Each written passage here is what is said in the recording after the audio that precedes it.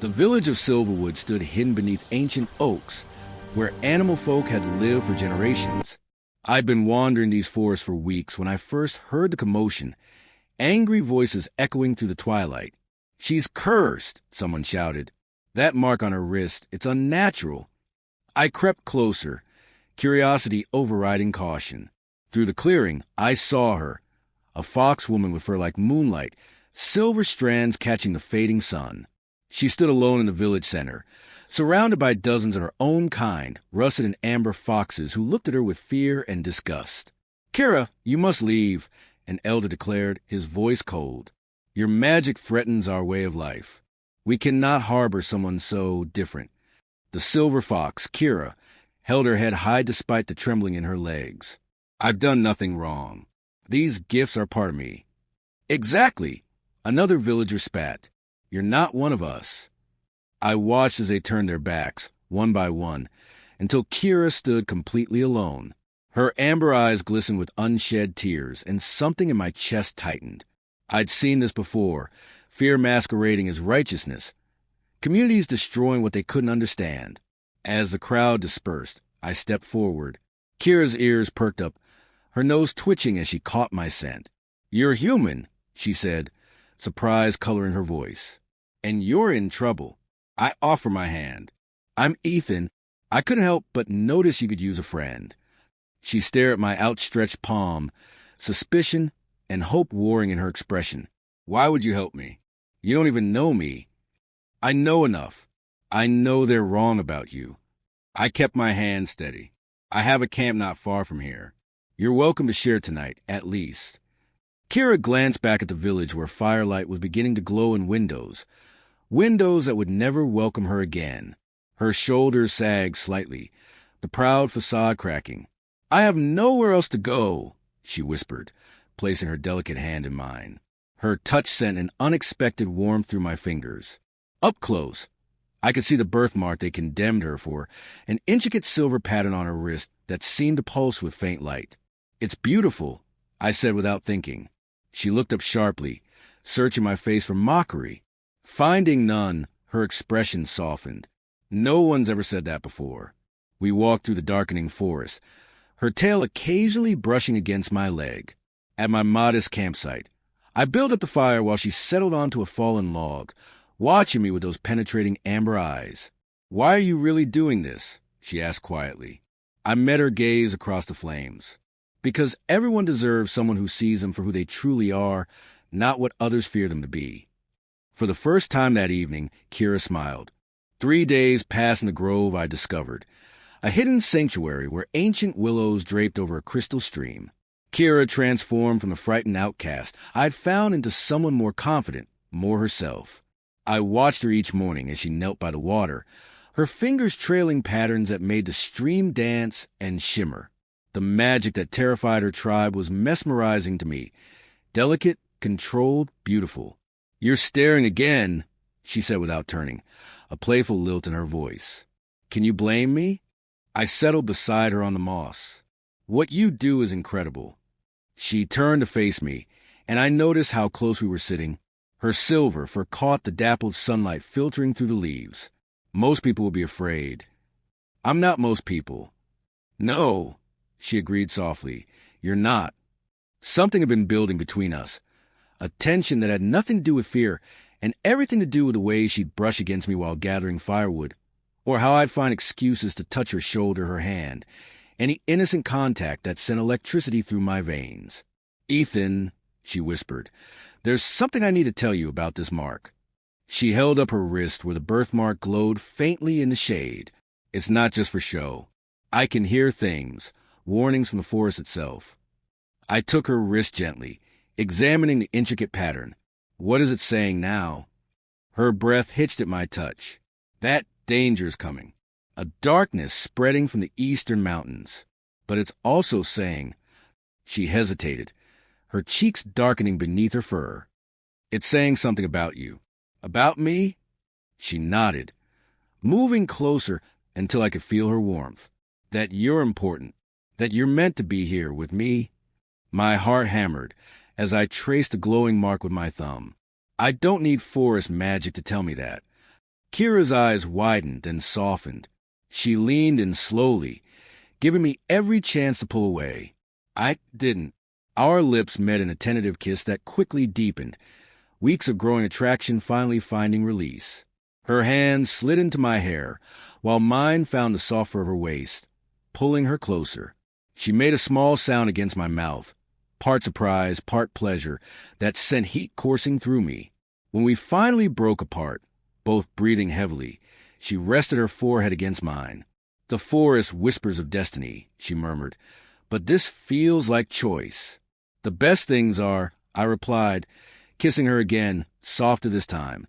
As twilight descended on our hidden grove, we held each other close, knowing that whatever darkness approached, we would face it together.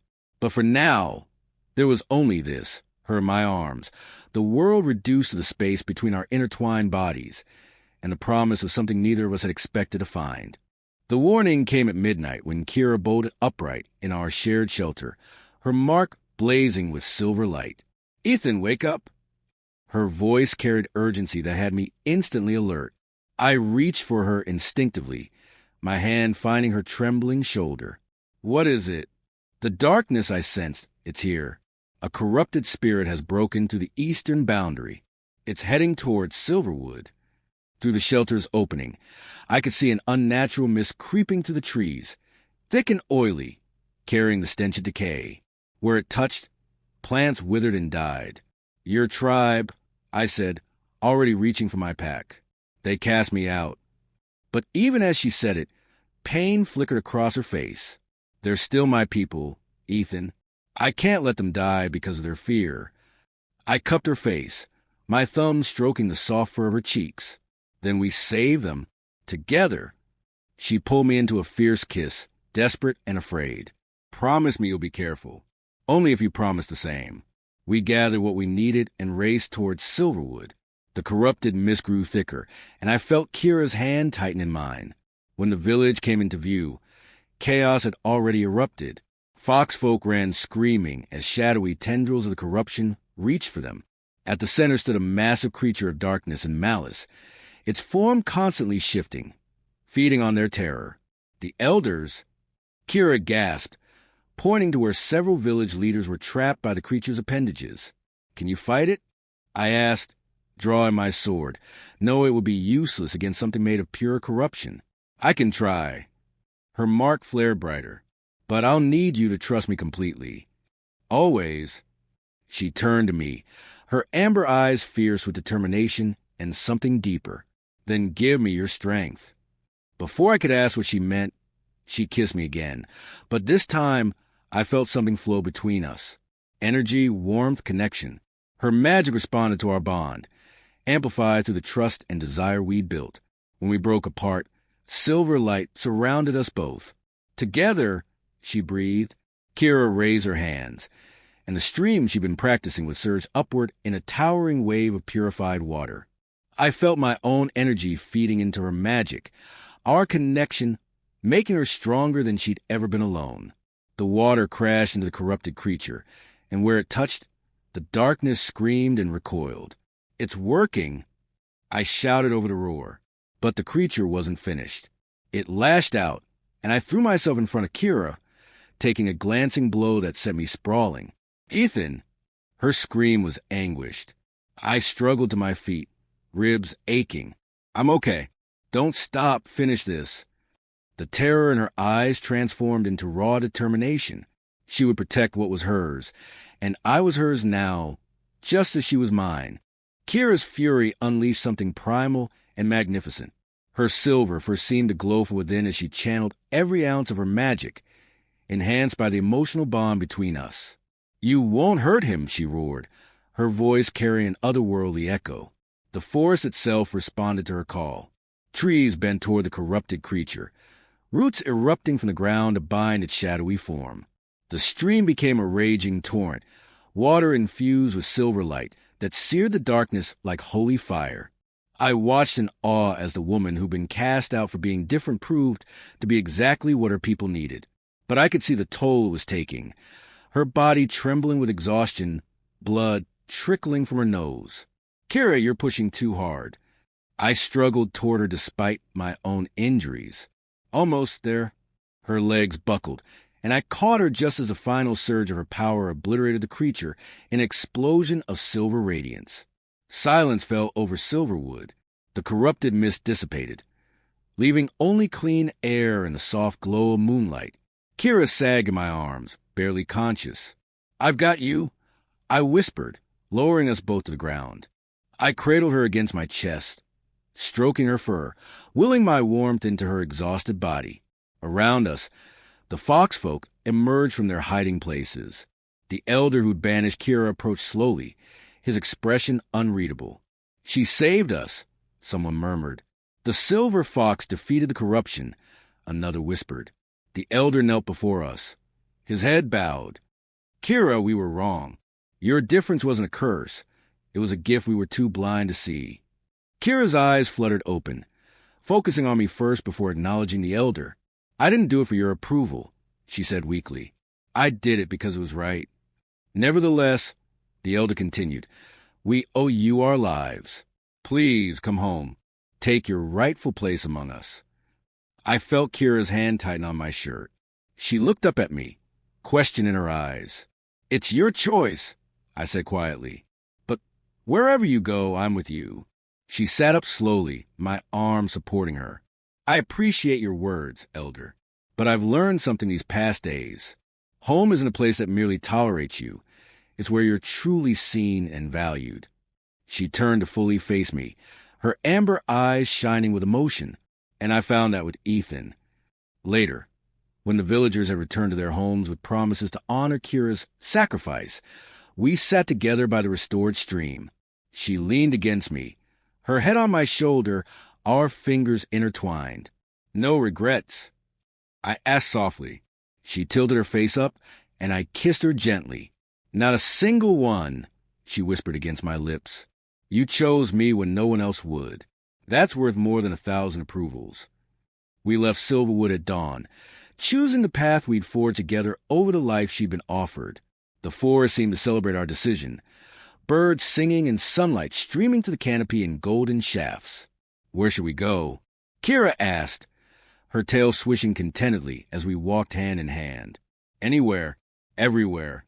I grinned at her. "The world's full of places that need someone with your gifts and mine." She laughed, the sound like wind chimes. "Yours? You mean your incredible talent for getting into trouble?" "Among other talents," I said, pulling her close and kissing her soundly. We made camp that evening in a meadow painted with wildflowers.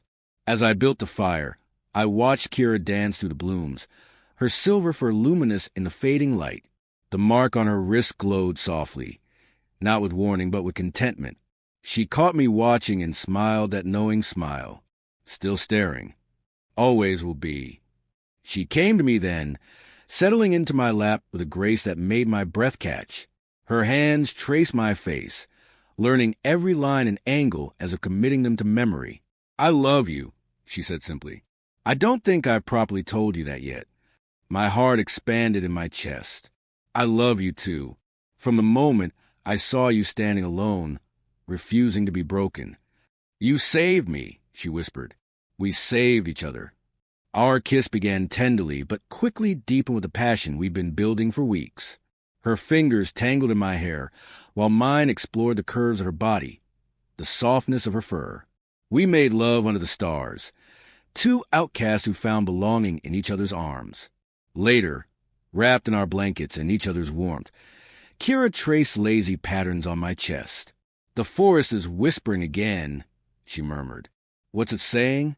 That there are others like me, gifted ones who've been cast out or hidden away. It's asking if we'll help them." I pressed a kiss to her forehead. "Is that what you want?" She propped herself up on one elbow, her amber eyes reflecting the starlight. "I want to make sure no one else has to feel as alone as I did, and I want to do it with you. Then that's what we'll do." I pulled her back down against me. "We'll find them, help them, build something better than fear and isolation. A family of misfits," she said with a smile. "The best kind."